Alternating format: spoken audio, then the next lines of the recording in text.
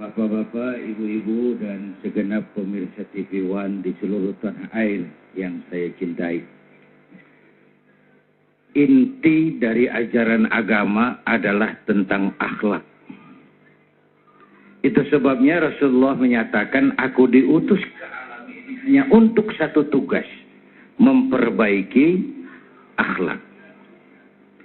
Kepada siapa kita harus berakhlak? 3. Pertama, kita ini harus berakhlak kepada Allah. Itu yang terpenting dulu. Ini fondasinya. Bagaimana cara berakhlak kepada Allah? Caranya 2. Pertama, jangan menyekutukannya dengan sesuatu pun. Yang kedua, jangan menyembah kecuali hanya kepadanya. Dari sini timbullah etika otonom. Sikap merasakan kehadiran Allah dekat dalam hidup. Itu disiplin paling murni. Ya, Bu? Bu? Iya, matanya ke sini dong. Emang enak kalau nggak diliatin. So, disiplin paling tinggi dalam hidup, merasakan kehadiran Allah dekat dalam hidup. Saya sendiri, yang kedua Allah. Saya berdua, yang ketiga Allah. Ini membangun sikap moral, disiplin otonom. Disiplin kita kan sekarang kayak anak muda naik motor itu, Pak. Ngebut, lampu merah, nyodok terus. Di stop sama polisi. SIM, ada, Pak. STNK, punya, Pak. Tahu lampu merah? Tahu, Pak. Kenapa jalan terus? Saya nggak tahu, ada Bapak. Disiplin kita ya begitu itu.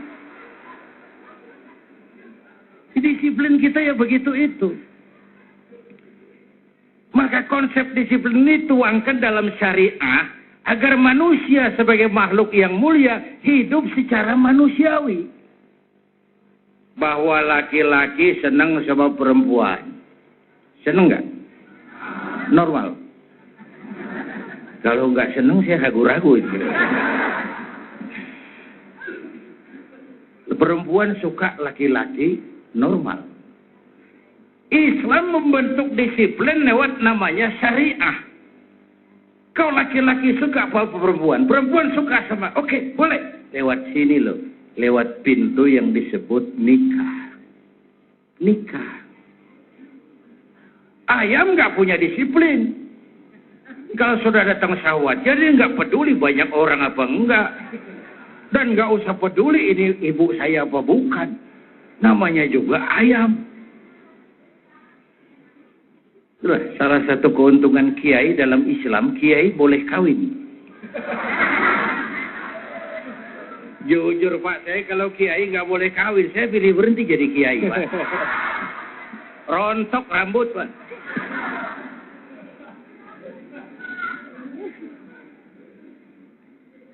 Manusia sebagai makhluk yang terhormat, hidup secara terhormat lewat pintu sakral yang disebut nikah.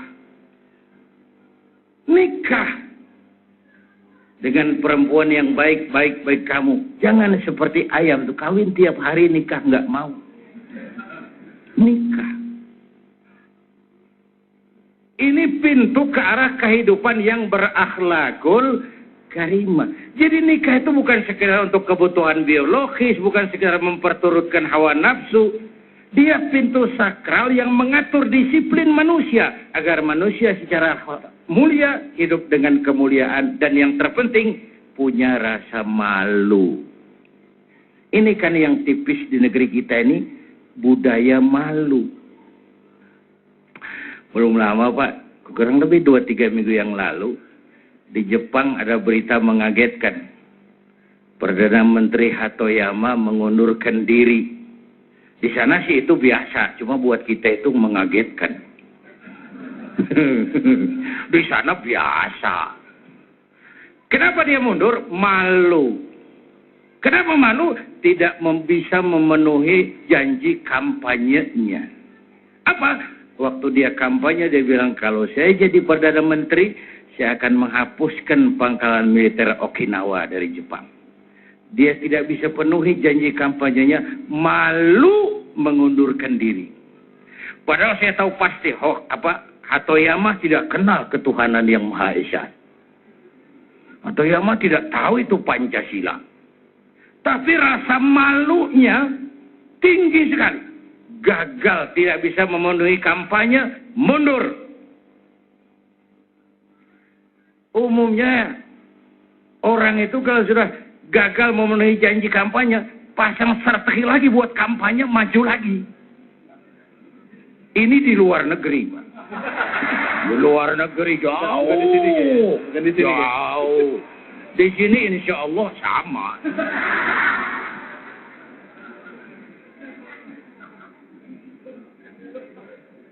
Di Jepang, kereta api tabrakan, Menteri Perhubungan mundur. Kenapa? Malu. Di kita, petugas palang pintu dipecat. Jadi jauh levelnya dari petugas palang pintu ke menteri. Kenapa? Yang laris di negeri kita apa? Kambing hitam. Itu laris sekali, Pak. Orang banyak beli kambing hitam. Apalagi tukang kompor. Laris. Tukang kipas. Itu pasarannya tinggi di Indonesia.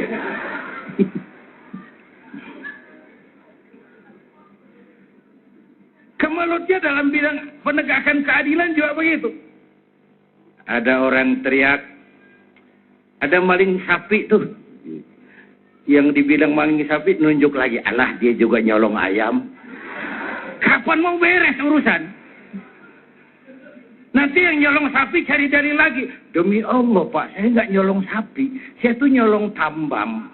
Cuman saya nggak tahu ujungnya ada sapi. Lebih enteng lagi urusan. Jadi pabaliut. Karena kita nggak dewasa.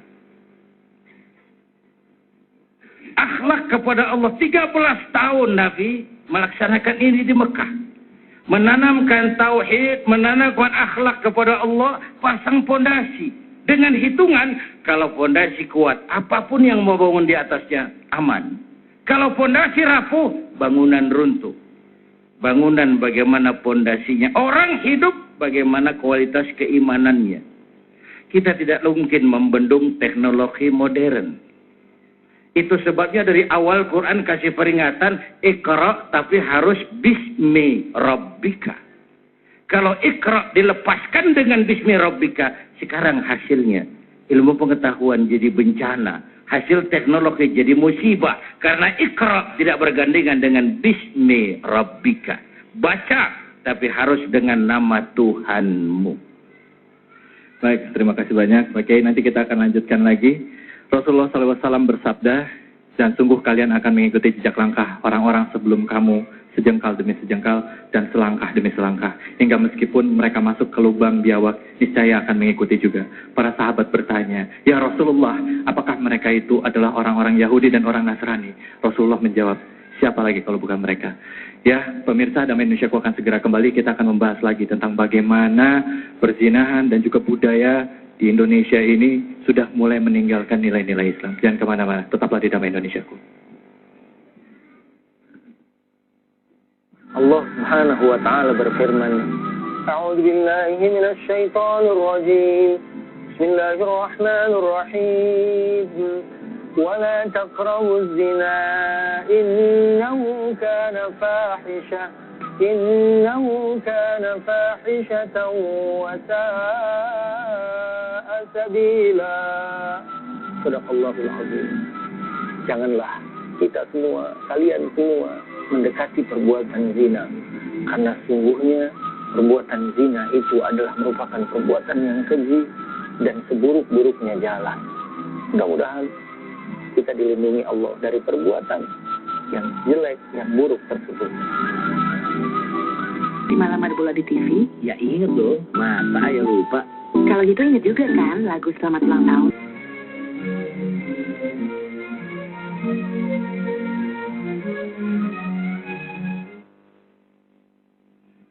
Bapak Ibu pemirsa TV One, ada sebuah hadis berisi tentang analisa ke depan. Rasul menjelaskan inna min asratis sa'ah, di antara tanda-tanda kiamat. Gak usah mikirin kiamat beneran lah, ngeri. Saya juga gak pengen nemuin. Ini kiamat yang sering kita temuin. Hancurnya sendi-sendi kehidupan sosial. Merajalelanya munkarat dan maksiat. Yang munkar menjadi ma'ruf, yang ma'ruf dianggap munkar. Yang tercela diburu orang, yang terpuji dihindari orang. Yang mestinya hina dihormati. Yang mestinya terhormat dihinakan. Terjadi penjungkiran nilai. Tuntunan jadi tontonan. Tontonan dianggap sebagai tuntunan. Inna min asratis sa'ah. Di antara tanda-tanda kondisi sosial itu. Pertama, ayyurfa'al ilmu. Ilmu diangkat oleh Allah. Banyak sesuatu sudah nggak dikerjakan ahlinya lagi. Kiai sama dukun tipis bedanya. Benar-benar. Pemburu hantu pakai sorban. Nanti kiai pakai helm. Absurd, urusan jadi samar. Siapa pakai apa, siapa mau jadi apa, nggak urusan sekarang ini. Atas nama demokrasi. Atas nama kebebasan hak asasi. Banyak persoalan sudah tidak lagi dikerjakan sama ahlinya. Diangkat ilmu. Padahal saya pernah punya ungkapan, ilmu bikin hidup jadi mudah. Seni bikin hidup jadi indah. Agama bikin hidup jadi terarah. Dengan ilmu hidup jadi mudah. Abad kita sekarang kan knob life. Hidup tekan knob. Ya, mau tahu apa tentang klik, klik, klik, klik. Kelihatan di layar. Knob life. Hidup tekan knob. Sebagian besar rakyat kita masih hidup tekan perut. Ilmu bikin hidup jadi mudah. Aspek ibadahnya terasa tuh. Dulu tahun 50-an, kita orang Indonesia nih kalau pergi haji ke Mekah 6 bulan, Pak. Tahun 50-an, 6 bulan. Orang udah lupa, dia baru pulang tuh. 6 bulan. Yang ada coba kapal laut toh, 2 minggu perjalanan, pulang pergi 1 bulan. Mekah Madinah onta, 1 minggu itu Mekah Madinah pakai onta. Sekarang orang berhaji cukup 1 bulan. Kenapa? Ada ilmu yang bikin Boeing motong waktu 5 bulan. Ilmu bikin hidup jadi mudah. Cepot itu kalau dipegang Asep Sunandar bisa selawat badar itu. Yang megangnya sih beda tuh. Ilmu juga begitu. Karena itu ilmu bikin hidup jadi mudah, seni bikin hidup jadi indah. Baca Quran, ibadah dengan seni tilawah terasa keindahannya. Dakwah, ibadah dengan seni terasa sentuhannya. Dengan seni hidup jadi indah, dengan agama hidup jadi terarah. Coba kita masuk yang kedua. Apa kata Nabi tanda kiamat itu? Ilmu diangkat. Banyak hal dikerjakan orang bodoh. Yang kedua, wa yafsuwal zina. Zina jadi pekerjaan hari-hari. Jadi pemandangan umum, dianggap biasa, tidak tabu lagi. Orang lebih menghargai selingkuh daripada poligami. Ayo ngaku. Ya walaupun saya kira dia bukan pilihan terbaik memang. Bu, wayak sual zina, padahal seks, agama menghargai seks. Agama meletakkan seks pada tingkat yang sakral. Agama mengakui seks sebagai kebutuhan hidup.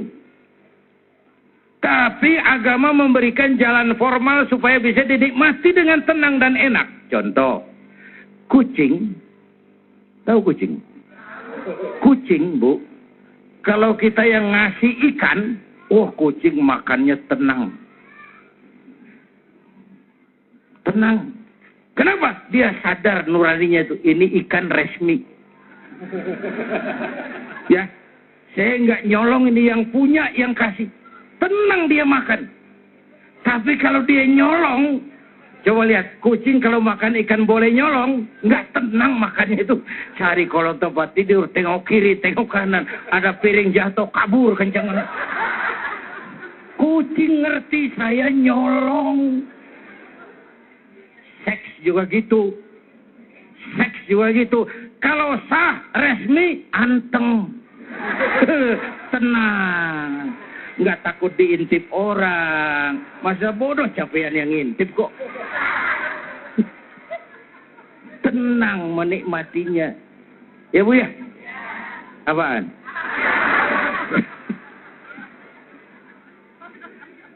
Coba Quran bicara seks itu sopan sekali bahasanya. Coba nisa'ukum harsul lakum. Masya Allah, Quran tinggi bahasanya, sopan kalimatnya, dalam filsafatnya.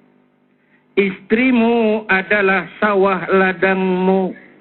Ya Allah. Sawah. Istrimu adalah sawah ladangmu. Cangkulah sawah ladangmu menurut cara yang kamu suka. Teknik mencangkul terserah kamu. Nyangkul sambil mundur juga boleh. Asal yang dicangkul sawah sendiri. Nah, ya. Jangan coba-coba nyangkul sawah tetangga. Baik, terima kasih banyak Kiai. Jadi mesti nyangkul ini nyangkul sawah sendiri ya. Jadi tadi Kiai lebih baik poligami Kiai ya. Oh, saya nggak bercanda Kiai. Saya nggak bilang begitu. Ya, cuma saya setuju kalau ada pendapat begitu. Ini ilmu Pak Prio. Baik, kita jawab dulu. Halo, assalamualaikum. Assalamualaikum. Waalaikumsalam warahmatullahi wabarakatuh. Bapak siapa di mana ini, Pak? Bapak Waldi. Bapak Waldi di Cawang. Cawang. Silakan Pak Waldi. Pertanyaannya apa kepada Kiai? Assalamualaikum Pak Kiai. Waalaikumsalam. Saya mau nanya ke Kiai, bagaimana hukumnya kalau berzina? Wah. Bagaimana hukumnya kalau berzina? Mas Waldi, maaf. Pernah melakukan? Enggak, belum. Wah, jangan. ya, baik. Ini kayaknya udah berniat nih, Kiai. Oke, Pak Waldi, terima kasih banyak. Ya. Baik. Kiai, jawaban Kiai nanti akan diberikan kepada Anda. Apa hukumnya berzina? Jangan kemana-mana, tetap di Damai Indonesiaku.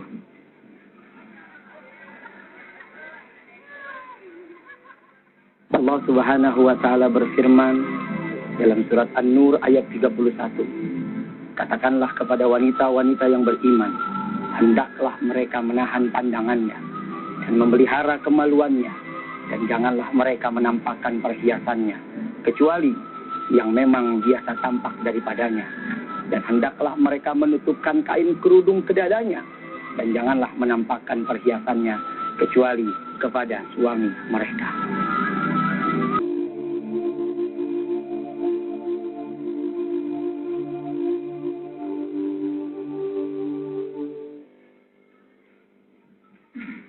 Bapak, Ibu, dan pemirsa TV One yang saya cintai.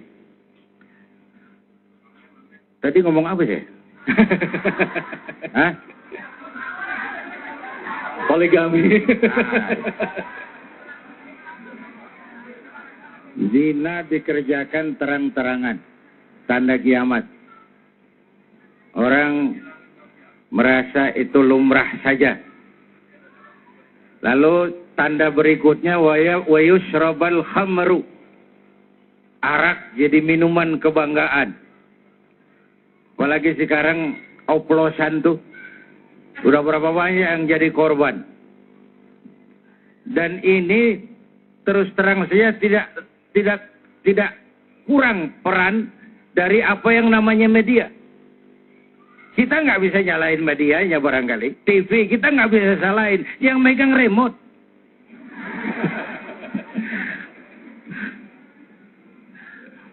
Anak-anak kita dulu saya remaja dilarang nonton gampang. Kunciin pintu, kletek, lu keluar kamar patah kaki lu. Aman. Sekarang anak kita gimana ngunciin pintu filmnya masuk ke kamar? Ini abad informasi, nggak ada yang bisa dibendung. Kita yang harus punya filter. Anak-anak kita kok salah milih idola. Idola kita itu tidak lain baginda Nabi. Mengapa beridolakan sesuatu yang rentan?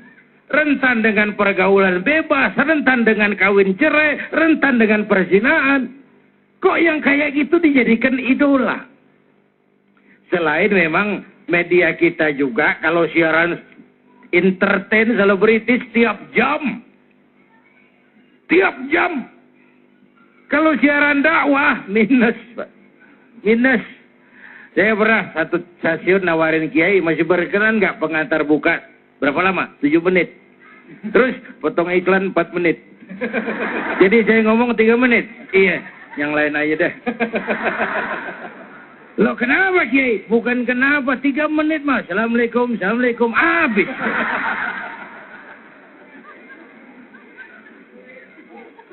Nanti yang malam ada lagi tuh, 25 menit, 45 menit, siaran dakwah. Formatnya dibikin murni entertain. Satu kiai kumpul sama 4 pelawak. Tenggelam kiainya. Oh, pelawaknya 4. Sebutannya dikasih jam tayang penuh, sentuhan rohani Islam. 1 jam penuh, jam 3. Yang ratingnya jeblok. Jam 3 dekat subuh. Kampret yang mau nonton. Maaf, mumpung ada Pak Karni ini. Nanti kita minta pendapat beliau tentang media. Tapi kalau tentang kehidupan selebritis, Anda lihat kan, itu cost production-nya murah, ratingnya tinggi, iklan banyak masuk, mama demen bener nonton. Lu ngaku. Jadi anak kita kalau ditanya siapa Khalid bin Walid, nggak tahu. Siapa Umar bin Abdul Aziz? Tahu. Apa sih yang kamu tahu? Katanya anak sama Syahrini. Ya sekedar ngambil contoh aja, contoh. Sama si Anu katanya Anu. Kata siapa? Kata si Anu. Anu nggak ada urut, nggak ada titiknya. Ngumpulin omongan si Anu. Anak-anak kita sering matang lebih cepat dari waktunya karena pengaruh media. Kita orang-orang tua harus punya filter. Dan filter paling baik tadi kembali kepada akhlak kepada Allah Subhanahu. Bapak Ibu, dalam Quran ada cerita Nabi Yakub. Kerisauan beliau kalau ada bicara tentang putra-putrinya itu apa? Ma ta'buduna min ba'di Quran. Nak, kalau bapak tidak ada umur, kamu nyembah apa, nak? Kamu bakal jadi hambanya siapa, nak? Ayo, ngobrol. Ibu-ibu hamba Allah apa bukan? Hamba Allah. Kata siapa? Kata ibu. Kalau kata ibu, kan namanya ngaku. Ngaku boleh dan murah. Yang mahal itu diakui. Yang mahal itu diakui. Ibu kenal Presiden SBY? Kenal. Presiden SBY kenal sama ibu? Ngaku boleh dong. Tapi diakui apa tidak, itu yang kita belum tahu. Oleh karena itu, sekali lagi, Iqra harus dengan Bismi Rabbika. Baca, tapi dengan nama Tuhanmu. Teknologi, tapi harus dengan dasar iman. Kekuasaan ada manfaatnya kalau dipegang tangan orang beriman. Popularitas bahkan kalau jatuh di tangan orang beriman, itu sih sampah. Tapi kalau dinikmati, itu racun. Ibu tahu racun? Tahu racun? Lawannya madu. Lawannya, ibu kalau ada racun, ada madu, ibu pilih di racun apa di madu?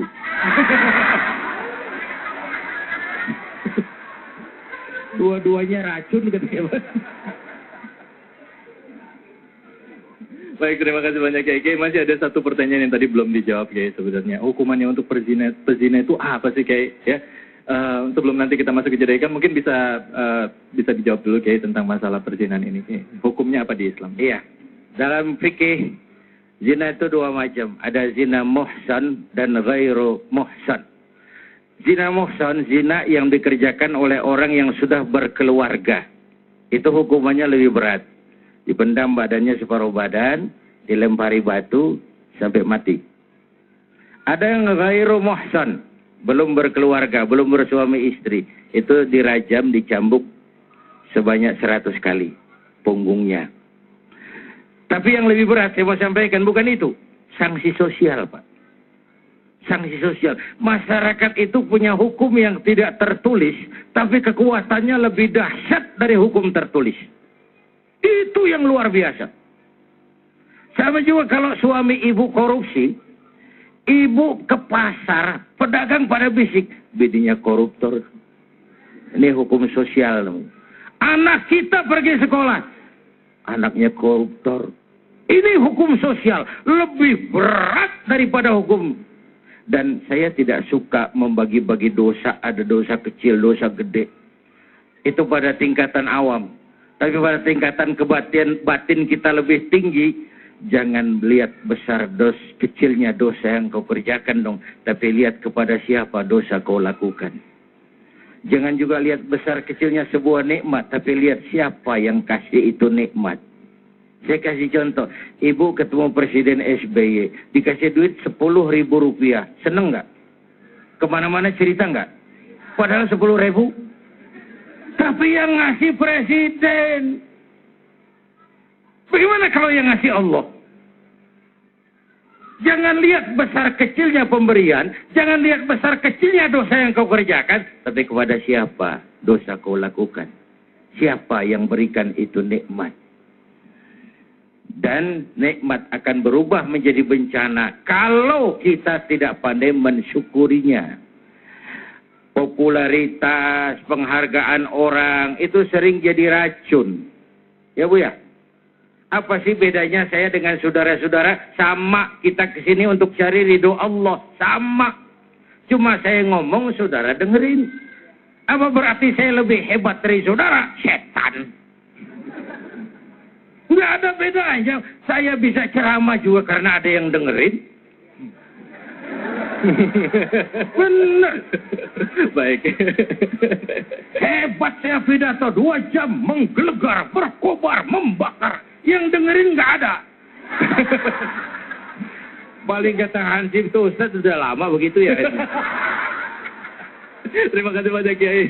Kita akan lanjutkan lagi. Tadi Kiai sempat menyinggung tadi mengenai masalah pergaulan bebas ya. Bahwa ada peran media juga. Kebetulan di sini ada Pak Karni Ilyas Pak. Nanti mohon izin Pak, bisa diskusi tentang peran media Pak ya. Jangan kemana-mana, tetaplah di Damai Indonesiaku.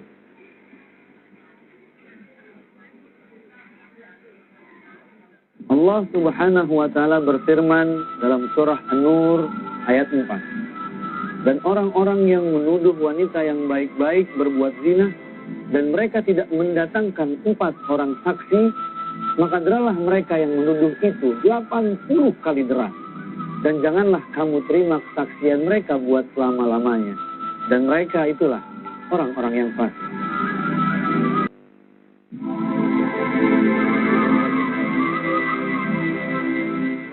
Raisya Ali Said mungkin menjadi salah satu korban penculikan yang paling menyita perhatian media massa. Agustus 2007, Raisya yang berusia 5 tahun diculik saat dibonceng pembantunya dengan menggunakan sepeda motor. Saat itu Presiden Susilo Bambang Yudhoyono bahkan bereaksi setelah 8 hari Raisya diculik. Dalam pernyataannya, Presiden minta penculik segera membebaskan Raisya. Siapapun yang membawa Raisya untuk melakukan sesuatu yang terbaik, saya ketuk hatinya agar dalam waktu yang tidak terlalu lama Raisya bisa kembali ke orang tuanya. Polisi berhasil menyergap 5 orang penculik di sebuah pom bensin dan menemukan Raisya setelah diculik selama 10 hari. Bagus Khaidiriki berusia 3 tahun, warga Mangga Besar, Jakarta Pusat, dibawa kabur tetangganya sendiri. Bagus ditemukan bersama tersangka di sebuah musola dan lagi-lagi berdasarkan laporan masyarakat. Menurut polisi, pelaku penculikan akan menjadikan korban sebagai pengamen jalanan. Bagus ditemukan setelah hilang selama 24 jam. Berdasarkan data dari Komnas Perlindungan Anak, jumlah kasus penculikan anak meningkat tiap tahunnya. Terhitung periode Januari hingga Mei 2010 saja, sudah terjadi laporan 67 kasus penculikan. Motifnya beragam, mulai dari diiming-imingi uang hingga penipuan lomba kontes bayi. Bahkan, korban penculikan terkadang dieksploitasi dan dijadikan pekerja anak. Kini hanya kewaspadaan orang tua yang bisa menjamin keselamatan anak, termasuk meningkatkan kewaspadaan di tingkat lingkungan sekolah dan bermain agar penculikan anak tidak lagi kembali terjadi.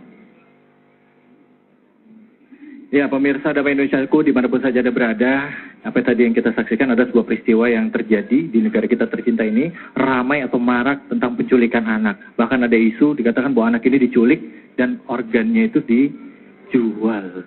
Nah, sebenarnya masih ada kaitan juga dengan apa yang kita bicarakan tentang masalah berjanji, mana peran keluarga ini begitu penting. Di mana peran orang tua dalam mendidik anak, mengawasi anak begitu penting. Tapi kadangkala kita sering bingung gitu.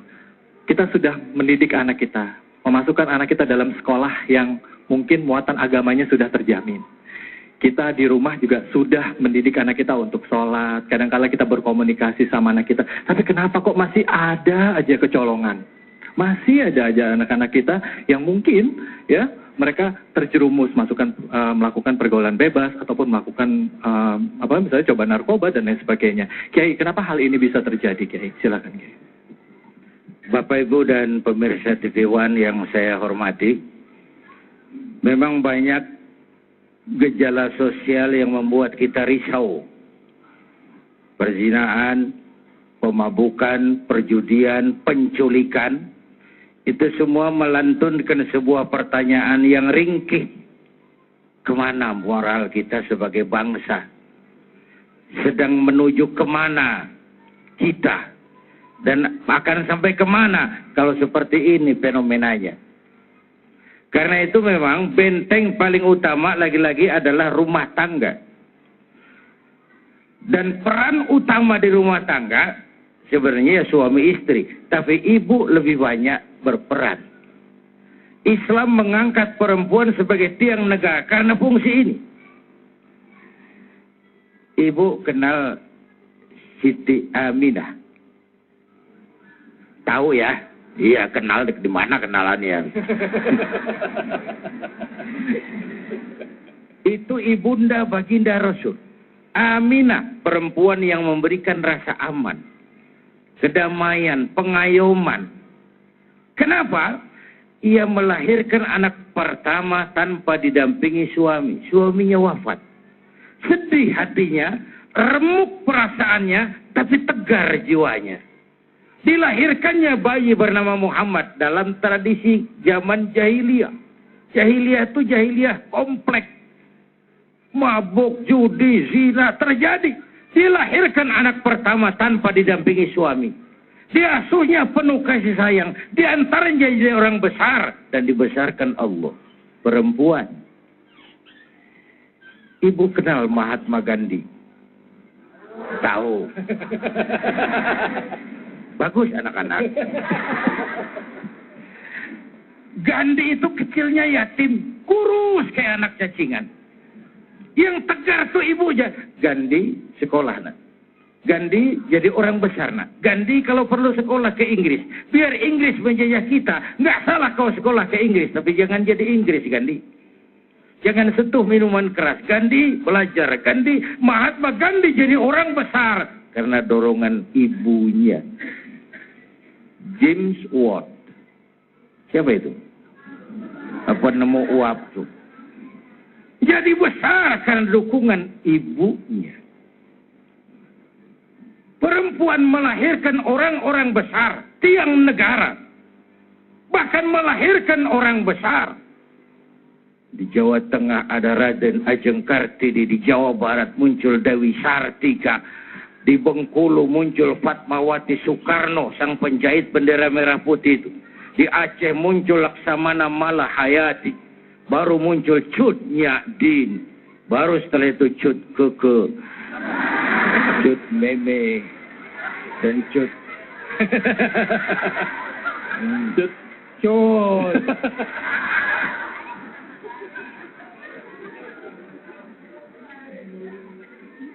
Jadi basic utamanya memang Al-Bait, Madrasatul Ula, rumah tangga sekolah yang pertama. Guru anak-anak kita, ibu bapaknya. Ini sekarang zaman kita, banyak orang bisa memberi contoh, tapi sedikit orang bisa menjadi contoh. Memberi contoh mudah, jadi contoh sulit. Banyak kita memberi contoh tapi tidak menjadi contoh. Baik, terima kasih banyak Kiai. Nah, tadi kita sudah mengambil beberapa kesimpulan penting. Banyak orang tua ya meminta anaknya untuk ini tapi tidak bisa memberikan contoh. Nah, saya rasa tepat sekali bicara mengenai masalah pendidikan. Kebetulan hadir di sini Ibu Haja Elia Rizwan. Assalamualaikum Ibu. Ibu, bicara mengenai pendidikan Bu. Kadangkala kita sebagai orang tua suka merasa lelah atau letih dalam konteks begini pada saat kita sudah melakukan yang terbaik, tetapi kok seperti yang saya katakan tadi masih saja kecolongan. Kira-kira kekurangannya itu di mana sih Ibu Eli? Apa yang harus kita lakukan? Silakan Bu. Terima kasih. Bapak Ibu yang saya muliakan, Ustadz yang saya muliakan juga, dan para pemirsa yang saya hormati di rumah, Assalamualaikum warahmatullahi wabarakatuh. Yang pertama sekali kalau menjawab pertanyaan Mas David adalah karena kita, kalau saya boleh mau bertanya nih sama bapak-bapak, boleh nggak saya berdiri? Boleh, silakan. Silakan. Nanya apa Bu? Bapak-bapak yang berada dalam ruangan ini yang saya hormati, ada nggak di antara bapak-bapak yang dulu sekolah untuk menjadi ayah? Ibu-ibu sayang yang di sini, yang di rumah maupun yang di bawah, ada nggak yang dulu sekolah untuk menjadi emak, menjadi ibu? Itu. Pertamanya itu permasalahannya adalah karena kita nggak sekolah jadi orang tua, kita sekolah untuk menjadi ahli dalam bidang kita masing-masing. Ya. Sekarang ini ada revolusi teknologi. Ya. Anak bisa berselancar di dunia mayanya hanya dengan satu buku jarinya, Rp1.000 sehari. Tapi tidak terjadi revolusi pengasuhan menghadapi revolusi teknologi. Sekarang Bapak Ibu pasti semuanya punya handphone, iya kan? Ngasih handphone juga sama anaknya, betul? Oke, sekarang siapa yang bisa kirim bukan SMS tapi MMS? Kan? Nah, jadi inilah kecolongan besar kita karena kita gagap teknologi. Seandainya saya lemparkan ini kepada ibu kira-kira akan gimana? Ibu tangkap. Ibu, ya, itu. Ibu akan siap menangkap bola saya. Ya, itu disebut bahasa Sundanya antisipasi. Ya, tetapi kita yang datang badai teknologi, kita nggak punya antisipasi sama sekali terhadap itu. Kecolongannya di situ. Kita kasih perangkat teknologi ke tangan anak kita tidak bisa menggunakannya. Ya, dulu Mas Khalid dibilang kira-kira 2-3 minggu yang lalu, ya para ahli pakar teknologi masih bilang bahwa anak-anak kita itu penghuni asli dunia gadget. The native gadget bahasa Jawanya. Sekarang kita imigran gadget. Kita orang pendatang ke dunia gadget itu. Sekarang yang terjadi 3 minggu yang lalu, para ahli digital dunia berkumpul di Amerika. Mereka bilang anak-anak kita sekarang the right now generation, generasi sekarang juga. Untuk menjadi orang tua, the native gadget saja kita kelimpungan. Kita kasih perangkat ke tangannya, kita tidak bisa menggunakannya. Konon lagi menjadi orang tua generasi sekarang juga. Dia download dengan gampang, unduh dengan gampang semua gambar yang tadi Ustadz udah bahas. Dalam hitungan detik, satu buku jarinya masuk. Gitu. Ya. Dan kepanasan. Kalau kepanasan aja, para ibu dan bapak yang saya muliakan, nggak apa-apa. Tapi itu, kalau gempa punya potensi tsunami, pornografi punya potensi merusak otak 2 kali lipat dari narkoba. Sudah? Jadi sekarang gitu loh, kalau menjawab pertanyaan tadi, di mana bolongnya? Karena kita terlalu lama abai, terlalu lugu, terlalu, kalau zaman dulu Ustadz pasti hafal nih. Saya kan hampir seumuran tuan saya.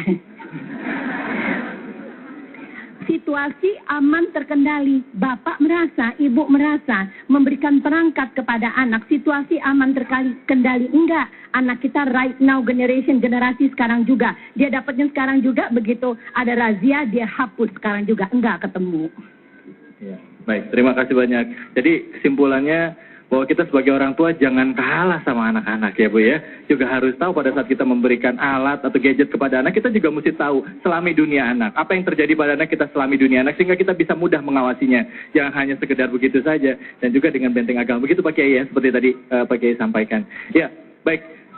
Sebelum kita tutup segmen ini, saya mau bertanya dulu. Ibu-ibu di sini ada yang mau kira-kira melontarkan pertanyaan kepada Pak Kiai? Silakan. Ya.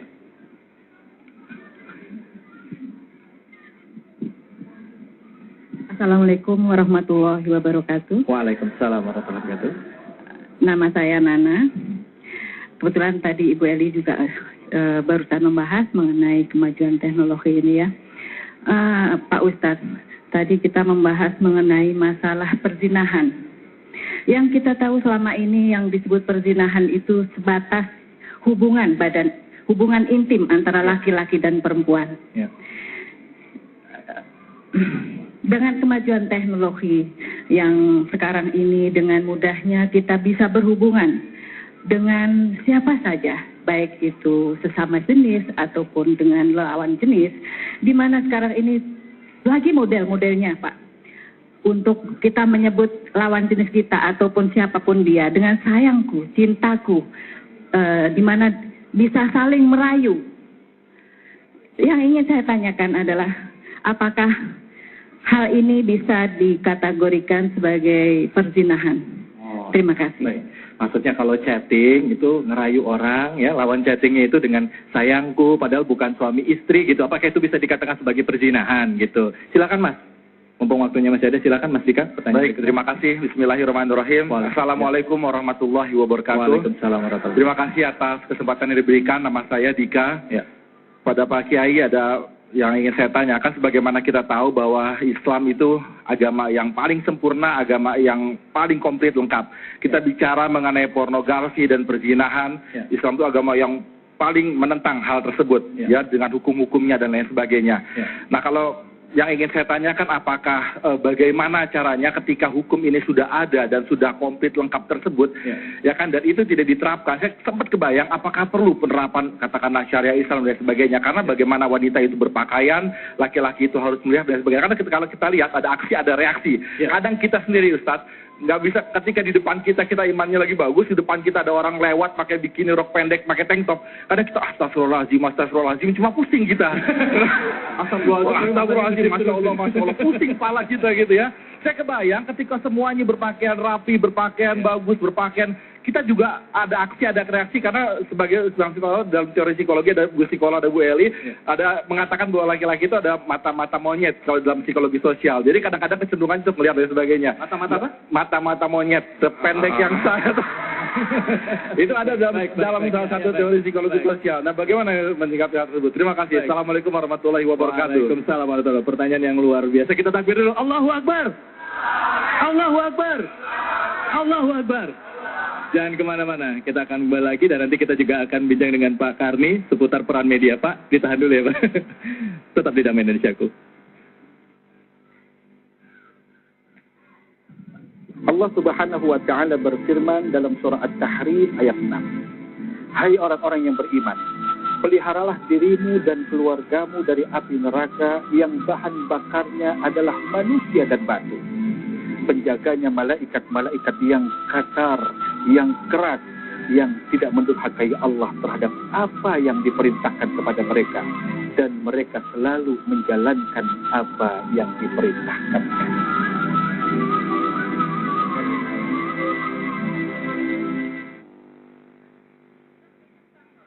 Bapak, Ibu, dan pemirsa TV One, saya masuk kepada pertanyaan pertama Ibu Nana ya. Ibu Nana. Apa tadi chatting? Ya, kalau misalnya chatting, bilang sayang itu termasuk perzinahan nggak terhadap lawan jenis yang bukan suami? Ya. Pertama, larangan Quran itu la taqrabuz zina. Jangan dekati perbuatan zina.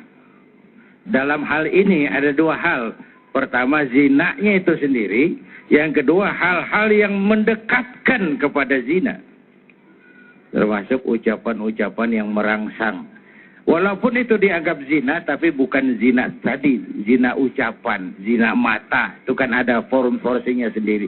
Saya malah menganjurkan, kalau mau menggunakan kata-kata mesra, pakailah di rumah tangga. Untuk suami istri. Karena itu yang dicontohkan Nabi. Kalau baru pacaran ya rentan. Memang pacaran itu, cinta itu kan semua indah. Indah. Tapi bagaimana mempertahankan itu yang dicontohkan Nabi. Coba. Bertahun-tahun menikah dengan Siti Aisyah. Rasulullah memanggil istrinya Humairah. Wahai yang kemerah-merahan. Panggilan yang mendatangkan rasa, mengembalikan keharmonisan yang hilang, mengembalikan kehangatan yang lenyap. Justru suami istri yang harus pakai kalimat merangsang, Bu. Bu. Bu. Biasakan semua bapaknya anak-anak. Nabi bertahun-tahun menikah, manggil Aisyah Humairah. Wahai yang kemerah-merahan. Cantik kali panggilannya. Kita kadang-kadang jujur tapi nyakitin. Istrinya hitam, sini hitam. Perlu kalimat-kalimat indah, mesra, mengembalikan kehangatan, mengembalikan keharmonisan. Perlu, tapi pakai untuk suami istri. Buat anak-anak kita, boya yang wajar saja, jangan berlebihan. Itu saja saya kira. Yang kedua tentang syariat. Ada fungsi, ada posisi. Syariat Islam itu kan tujuannya pertama, wataknya itu pertama, al-musawat bainan nas fi takalifil ahkam. Semua orang sama dalam berhadapan dengan hukum. Kalau ini watak syariat, ini jugalah tujuan kita membangun negara hukum. Yang kedua, syariat itu punya watak taklilut takalif, menyedikitkan beban. Sholat kalau tidak mampu berdiri, boleh duduk. Yang ketiga, ada mulharaj, ada tahapan dalam pelaksanaannya. Karena itu yang tidak disukai Islam adalah sikap yang berlebihan. Cintailah sesuatu sekedarnya. Bencilah sesuatu sekedarnya. Jangan mengidolakan orang berlebih-lebihan. Satu saat kenyataan tidak menguntungkan, kita akan kecewa juga berlebihan. Yang wajar-wajar saja. Cintailah yang kau cintai sekadarnya, karena boleh jadi besok dia kau senangi. Bencilah yang kau benci sekadar saja, karena boleh jadi besok dia kau sukai. Sederhana dalam bersikap. Sebuah episode di zaman Nabi Isa.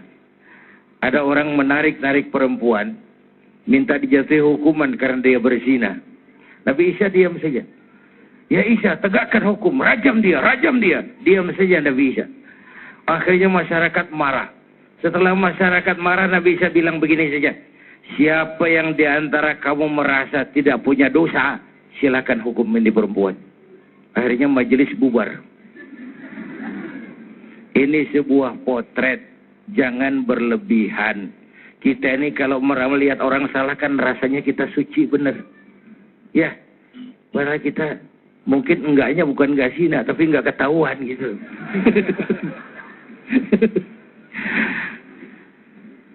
Ya, Bu. Yang salah kita perbaiki, yang belum tahu kita beri penjelasan. Dan tetap basicnya harus kepada nilai moral. Satu hari, ini kasus kesalahan. Rasul sedang kumpul di masjid bersama sahabat. Nggak usah bayangkan masjid kita lah. Di masjid zaman Rasul, tiangnya batang kurma, batasnya pelepah kurma dilengkung-lengkung. Sedang ngobrol dengan beberapa sahabat, Ja'al Arabul Badiyah. Datang orang Arab kampung. Gak ngerti akhlak masjid, masuk aja jelonong, gak pakai assalamualaikum, cari pojokan masjid, kencing.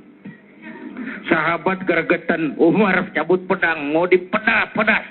Kata Nabi, da'hu ya Umar, biar dia selesaikan kencingnya, biar. Biar Umar, biar. Duduk Umar. Selesai kencing dipanggil sama Nabi Arab ini. Sini, Mas. Arab dari Jawa. Itu sendiri aja, kenapa sih? Ini masjid, tempat suci, nggak boleh kencing di sini, Mas. Nah, kalau niki boten ngertos ya Rasul. Ya nggak apa-apa, kalau nggak ngerti besok jangan diulangi ya. Nggih Rasul, matur nuwun sangat loh iki. Merasa diselamati. Umar, saya ya Rasul, coba ambil air, cari ember, siramin. Kata Umar, brengsek lu. Yang kencing gue yang nyiramin. Tapi saya lihat dua sisi di sini dari watak syariat Nabi. Pertama, ini orang nggak tahu. Yang nggak tahu kasih tahu. Caranya baik-baiklah. Orang belum tahu. Lain kalau orang sudah tahu. Ya, mungkin juga.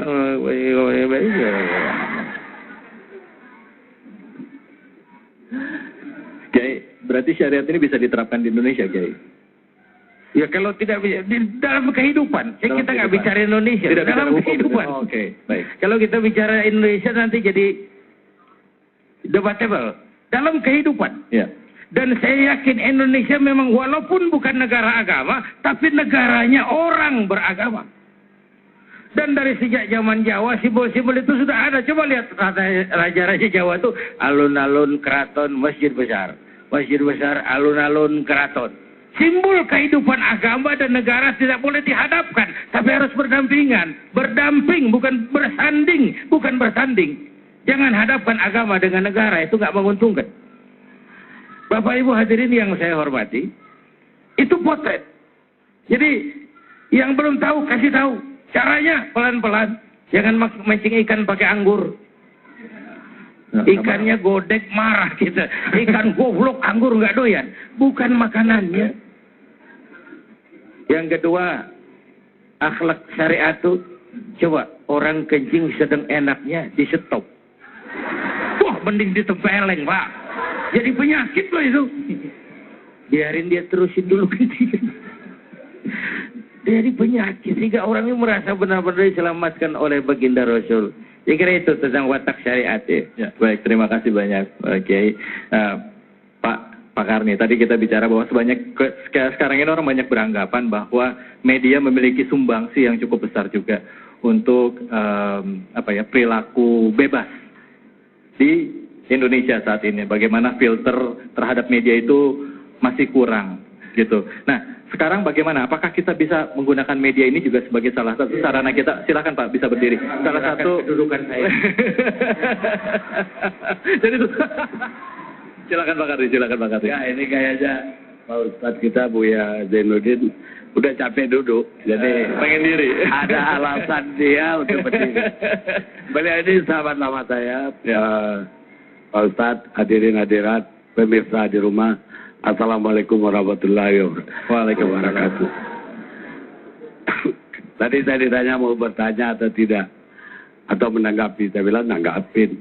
Kalau bertanya, saya mau bertanya, apa benar poligami diizinkan? Memang kalau saya baca surat An-Nisa itu ditutup. Hanya kalau kamu bisa berlaku adil, dan Allah sungguh-sungguh tahu bahwa kamu tidak akan bisa berlaku adil. Selesai, Pak Ustaz. Tapi kita fokus kita bukan itu, media. Apa yang dikatakan Pak Ustadz Buya Zainuddin MZ, sahabat saya tadi adalah benar. Bahwa media membawa semua yang buruk. Ya, tapi juga semua yang baik. Jadi hanya di Indonesia yang berkembang itu lebih banyak yang buruk. Tahyul, pornografi, gosip. Kenapa? Publik kita itu kok senang banget dengan gosip. Ada 10 televisi, 9 gosip dari pagi sampai sore atau 8, tapi laku. Karena rakyat itu betul-betul suka gosip. Jadi kita tidak bisa menghindar dari, tadi Ibu bilang revolusi teknologi. Yang benar itu untuk media. Revolusi teknologi komunikasi. Jadi komunikasi itu sekarang ada TV, kemarin ada komputer, sekarang internet, Twitter, Facebook dan sebagainya. Facebook pun udah tinggal, Twitter. Ke depan rumah kita pun detik ini kita pencet, ketahuan siapa aja yang masuk rumah kita. Ini perkembangan. Dan menurut saya bahwa kita tidak boleh menghindar dari itu. Tapi bagaimana mengeliminirnya? Bagaimana? Kenapa hanya anak-anak kita yang rusak? Kenapa anak-anak orang di Eropa, di Amerika pakai internet, pengetahuan, seluruh pengetahuan tinggal pencet. Jadi kalau tadi Pak Ustadz bilang pencet, porno keluar. Tapi pencet, apa yang dibilang James Watt lah, Aristoteles, semua detik ini terhidang di depan mata. Betapa majunya teknologi informasi. Jadi kembali ke media di Indonesia. Bagaimana masyarakat menyikapinya? DPR sama pemerintah sudah bikin KPI. Tinggal kalau ada yang tidak setuju dengan tayangan payul, porno, tinggal kirim surat. Karena KPI wajib memfollow-up setiap pengaduan. Ya. Tapi pada malas untuk mengirim. Padahal bisa pakai website. Kembali kepada saya orang media. Saya ketua ATPSI. Saya mengetuai semua asosiasi televisi swasta di Indonesia. Ya. Saya termasuk yang tidak setuju tayul, porno, dan segala macam berlebihan tersebut. Tapi kalau tidak ada rambunya, itu akan semakin menjadi-jadi. Untungnya sudah ada rambunya, ada lembaganya. Dan saya sendiri, kalau Pak Zainuddin MZ hari ini bisa dilihat seluruh rakyat Indonesia, saya 2 tahun lalu membangun TV One dari sebuah TV yang sangat dihujat. TV yang paling porno itu namanya La TV. Ada layar tancap, ada kisah tengah malam, ada smackdown yang kekerasan pun situ. Ibu-ibu bisa lihat sekarang, walaupun mungkin tidak enak nonton entertainment, tapi kami ngasihkan komunikasi, termasuk Damai Indonesia. Saya kira TV yang punya, alhamdulillah, kita takbir, Allahu Akbar. Yang punya dakwah 1 jam, alhamdulillah, adalah TV One. Terima kasih. Dan mudah-mudahan ini bisa lebih mencerahkan dan menandingi yang tadi. Jadi kita menyikapi revolusi itu, bukan menyetop revolusi. Terima kasih. Wassalamualaikum warahmatullahi wabarakatuh. Waalaikumsalam warahmatullahi wabarakatuh. Pak Karni, sebenarnya masih ada satu pertanyaan lagi Pak Karni. Mohon jawab. Apakah bisa Pak Karni porsi dakwah ini dibanyakin ya, diperbanyak di stasiun-stasiun TV swasta gitu? Silahkan Pak Karni. Mohon. Ya, kalau boleh saya TV swasta yang lain, itu tergantung direksinya. Kalau TV One Pak? Kalau TV One tergantung kita, kalau semakin memang banyak yang menginginkan, pasti kita kasih. Bagaimana Ibu menginginkan semuanya Bu? Insya Allah. Tidak hanya ibu-ibunya di sini, tapi pemirsa seluruh kita. Baik, terima kasih banyak Pak Karni. Alhamdulillah Rabbil Alamin. Terima kasih banyak Pak Karni. Jadi kembali lagi memang peran dari orang-orang yang mengelola pertelevisian inilah yang mereka harus juga bisa mensortir dan memberikan informasi-informasi yang bermanfaat, diperbanyak informasi yang bermanfaat untuk para pemirsa kita, khususnya pemirsa yang ada di Indonesia. Jangan kemana-mana, Damai Indonesiaku akan segera kembali.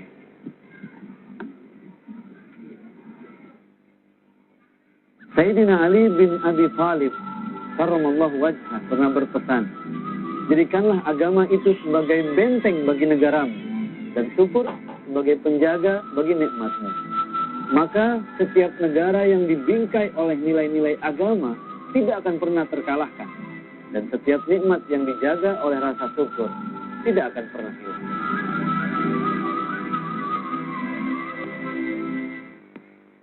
Alhamdulillah Rabbil Alamin. Pemirsa TV One dimanapun saja berada, kita kembali lagi di Damai Indonesiaku. Pembahasan kita begitu menarik. Tadi muncul beberapa pertanyaan dari sekian banyak ya, pertanyaan-pertanyaan yang diberikan. Di antaranya adalah, bagaimana Ibu, apa yang harus saya lakukan ya, seandainya anak saya sudah terlanjur menyaksikan tayangan yang bersifat pornografi tersebut. Tadi Ibu mengatakan bahwa otak itu kan bisa rusak ya Ibu ya, potensinya 2 kali lipat kerusakan otak. Nah, apa yang bisa kita lakukan Ibu? Bismillahirrahmanirrahim. Jadi pertama sekali Bapak Ibu harus memastikan apakah benar anak kita sudah melihat apa belum, dengan cara menanyakan kepada mereka tentang orang lain dulu, tentang temannya. Sekarang anak-anak ya pada suka ngelihat ini gitu. Nanti dia akan bercerita temannya dan nggak sengaja dia akan mengatakan tentang dirinya. Yang kedua, kalau tarik napas panjang 3 kali, lepaskan pelan-pelan, jangan panik. Itu dulu, relax ya. Yang ketiga, baru tanya sama mereka.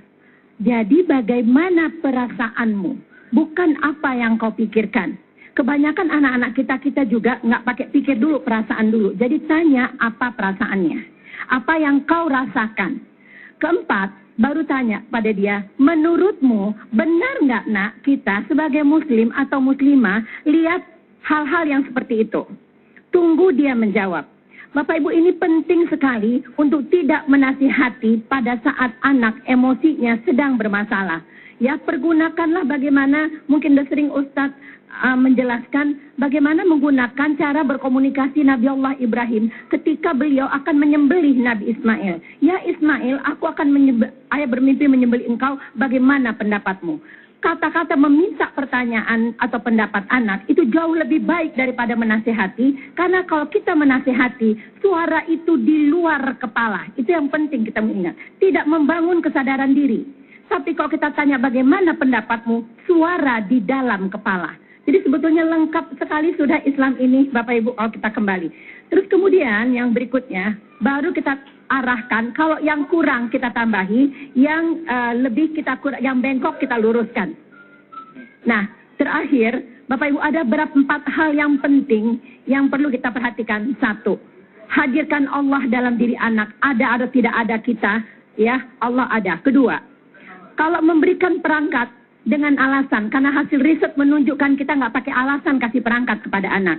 3, dengan persyaratan, dengan peraturan, ya bahwa mama berikan ini nak, tahan pandanganmu, jaga kemaluanmu. Ini kita mungkin lupa mengatakan itu kepada anak-anak kita. Anak kita menyaksikan apa saja tanpa menahannya. Baik. Menahan pandangannya. Ya, baik. Terima kasih banyak, Ibu. Saya yakin begitu banyak yang ingin disampaikan, tapi karena waktunya sangat terbatas. Tapi biar bagaimana, terima kasih banyak, Ibu, atas ilmunya. Mudah-mudahan bermanfaat untuk kita semua. Silakan Ibu bisa kembali duduk lagi. Ya, Pak Kiai, mungkin kira-kira Pak Kiai, apa yang bisa kita simpulkan, Pak Kiai, dari tema kita? Kita tadi menanyakan, ada apa dengan moral bangsa? Apa kesimpulan kita pada sore hari ini, Pak Kiai? Silakan, Kiai. Pertama, saya mau kembali kepada awal pembicaraan. Iqra harus dilandasi dengan Bismi Rabbika. Ilmu dan teknologi harus didasari dengan keimanan. Benar kita diperintah untuk Iqra, untuk tahu banyak hal. Tapi sebelum itu harus landasannya adalah Bismi Rabbika, dengan nama Tuhanmu. 1. Yang kedua, nilai disiplin tertinggi adalah iman. Merasakan kehadiran Allah dekat dalam hidup. Menjadi hamba Allah yang utuh. Kita perlu Allah. Dan ada keyakinan bahwa hidup dalam syariat Allah itu hidup mulia dan terhormat. Sebagaimana sudah kita bicarakan tentang bagaimana Islam menyikapi seks. Bagaimana Islam menyikapi sikap laki-laki dan perempuan. Tidak ada jalan yang ditutup, tapi diberikan jalan terhormat sesuai dengan maksud syariat itu sendiri. Yang ketiga, pada sisi yang waktu yang bersamaan kita harus juga berakhlak kepada sesama manusia. Selain kepada Allah yang merupakan hablum minallah, berakhlak kepada sesama manusia.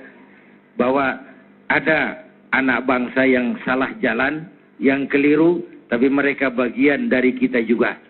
Harus kita perbaiki secara bersama-sama. Sehingga dengan demikian kita berharap peristiwa-peristiwa itu tidak terjadi lagi di masa yang akan datang. Kita tidak boleh alergi dengan kemajuan teknologi. Bahkan itu tuntutan kehidupan agama. Agar hidup bisa kita laksanakan lebih mudah. Tetapi lagi-lagi, the man behind the gun. Kalau pisau dipegang oleh orang beriman, paling jauh leher ayam. Ya, tapi kalau dipegang preman, bukan cuma leher ayam, leher temannya sendiri. digarap. Pisaunya sama, penggunaannya beda. Ketika tangan orang yang memegang juga berbeda.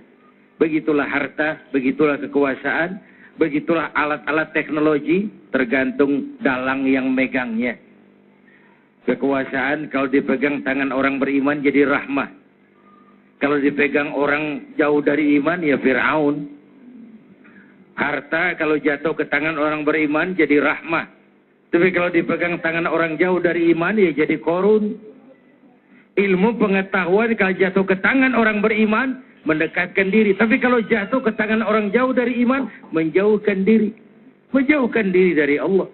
Ingat lamunan Dr. Arthur Clarke tahun 2010 katanya. Bentar ini nanti 2010 sudah kita lewati. Benar sekali. Kita sudah hidup dalam abad mechanical educator. Mesin yang bisa ngajar. Sebentar lagi guru akan bangkrut. Dosen gulung tikar. Manusia belajar dari mesin. Tahun 2030 katanya manusia mendekati kecepatan cahaya. Tahun 2040 manusia melakukan penerbangan antar planet.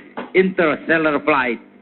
2050 manusia sudah bisa melakukan climate control. Ngatur musim. Bayangin kalau musim sudah diatur, umur dunia di tangan manusia. Tahun 2100 akan terjadi puncak kemajuan ilmu. Manusia tidak perlu mati. 2100 itu sudah ditemukan human immortality. Kekekalan manusia. Para dokter sudah sedemikian jeniusnya. Sehingga ditemukanlah sejenis pil anti malaikal maut. Kira-kira. Tuh. Sampai situ kita kembali Quran. Kalla innal insana la yatgha ar-ra'ahus. Manusia sering lupa diri kalau melihat berada dalam kondisi yang mapan. Manusia sering lupa diri kalau merasa kondisinya mapan. Baik kemapanan itu karena popularitas, dikenal orang, karena kekayaan, karena kedudukan. Dikala itu orang mengalami proses degradasi. Kan banyak juga dalam politik orang waktu di bawah teriak, berantas korupsi, ganyang korupsi. Cuma karena belum dapat kesempatan. Begitu naik lebih gila dari yang diteriakin. Itu terjadi di mana saja. Terjadi di proses peluncuran nilai, proses degradasi namanya. Kehilangan idealisme awal tempat dia berangkat dulu. Dan itu Quran sudah mensinyalir. Kemajuan ilmu, Iqra, kalau lepas dari Bismi Rabbika, akan mengakibatkan manusia mengalami proses degradasi. Kira ini. Terima kasih banyak Pak Kiai. Kesimpulannya nanti kita akan berdoa bersama. Jangan kemana-mana, tetaplah di Damai Indonesiaku. Allah Subhanahu wa taala berfirman di dalam surah Al-Ahzab ayat 21. Bismillahirrahmanirrahim. لقد كان لكم في رسول الله أسوة حسنة لمن كان يرجو الله واليوم الآخر وذكر الله كثيرا. Allah Subhanahu wa taala berfirman, sesungguhnya telah ada pada diri Rasulullah suri tauladan yang baik bagi orang-orang yang mengharap rahmat Allah dan kedatangan hari akhir, dan mereka senantiasa mengingat Allah.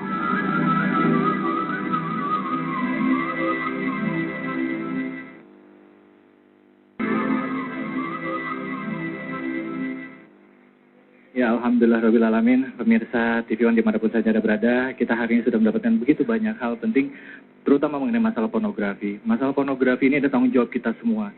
Kita di sini tidak ingin menyalahkan atau menyudutkan siapapun, tetapi ini adalah satu bahan renungan bagi kita semua. Kita doakan pada Allah, semoga kita minta saudara-saudara kita yang saat ini sedang diuji oleh Allah, diberikan hidayah, dibukakan pintu hatinya untuk bisa kembali bertobat dan juga kembali ke jalan Allah. Dan juga kita yang ada di sini juga tidak ikut-ikutan juga menyaksikan dan menyebarkan aib dan juga fitnah yang belum tentu kejelasannya. Dan juga kita harus menjaga keluarga kita, membentengi keluarga kita dengan kasih sayang, mengawasi anak-anak kita, benar-benar coba selami dunia anak-anak kita, sehingga benar-benar tanggung jawab itu benar-benar kita bisa pegang sebagai orang tua untuk membangun bangsa Indonesia ke depannya. Kiai, sebelum kita tutup, Kiai mungkin Kiai bisa doa sedikit untuk kita semua untuk penenangan hati kita. Silakan Kiai. Bismillahirrahmanirrahim. Alhamdulillah Rabbil Alamin. Salli wa sallim ala Sayyidina Muhammad wa ala alihi wa sahbihi ajma'in. Allahumma ya Allah, Engkau Maha Pengasih dan tidak pernah pilih kasih.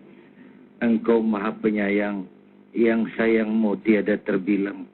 Dengan sepenuh perasaan dan pengharapan, dalam segala kerendahan dan kelemahan, kami bermohon kepadamu ya Allah. Berikan kepada kami rakyat dan bangsa Indonesia kekuatan iman untuk menjaga akhlak dan moral bangsa kami. Tautkan hati kami, satukan langkah kami untuk menapak menuju hari esok yang lebih baik dan pasti.